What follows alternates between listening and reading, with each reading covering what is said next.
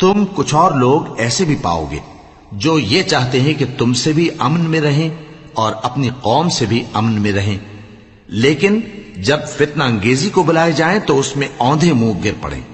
تو ایسے لوگ اگر تم سے لڑنے سے کنارہ کشی نہ کریں اور نہ تمہاری طرف پیغام صلح بھیجیں اور نہ اپنے ہاتھوں کو روکیں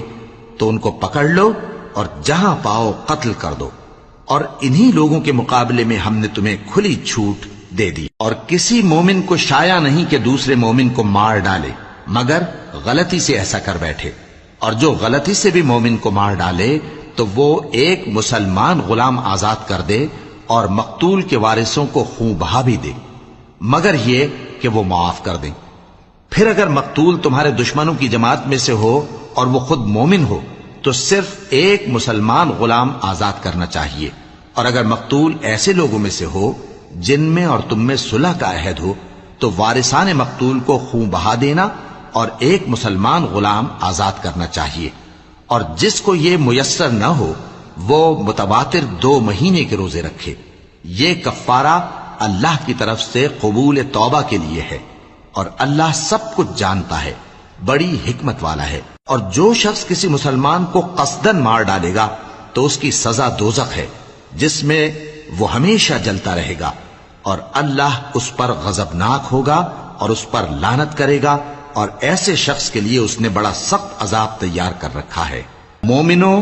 جب تم اللہ کی راہ میں باہر نکلا کرو تو تحقیق سے کام لیا کرو، اور جو شخص تم کو سلام کرے اس سے یہ نہ کہو کہ تم مومن نہیں ہو، کہ اس سے تمہاری غرض یہ ہو کہ دنیا کی زندگی کا فائدہ حاصل کرو۔ سو اللہ کے پاس بہت سی غنیمتیں ہیں، تم بھی تو پہلے ایسے ہی تھے، پھر اللہ نے تم پر احسان کیا، چنانچہ آئندہ تحقیق کر لیا کرو۔ بے شک جو عمل تم کرتے ہو اللہ کو سب کی خبر ہے۔ جو مسلمان گھروں میں بیٹھ رہتے اور لڑنے سے جی چراتے ہیں اور کوئی عذر نہیں رکھتے، وہ اور جو اللہ کی راہ میں اپنے مال اور جان سے جہاد کرنے والے دونوں برابر نہیں ہو سکتے۔ مال اور جان سے جہاد کرنے والوں کو بیٹھ رہنے والوں پر اللہ نے درجے میں فضیلت بخشی ہے، اور بہترین انجام کا وعدہ اللہ نے سب سے کیا ہے، اور اجر عظیم کے لحاظ سے اللہ نے جہاد کرنے والوں کو بیٹھ رہنے والوں پر کہیں فضیلت بخشی ہے، یعنی اللہ کی طرف سے درجات میں اور بخشش میں اور رحمت میں، اور اللہ بڑا بخشنے والا ہے، بڑا مہربان ہے۔ جو لوگ اپنی جانوں پر ظلم کرتے ہیں جب فرشتے ان کی جان قبض کرنے لگتے ہیں تو ان سے پوچھتے ہیں کہ تم کس حال میں تھے؟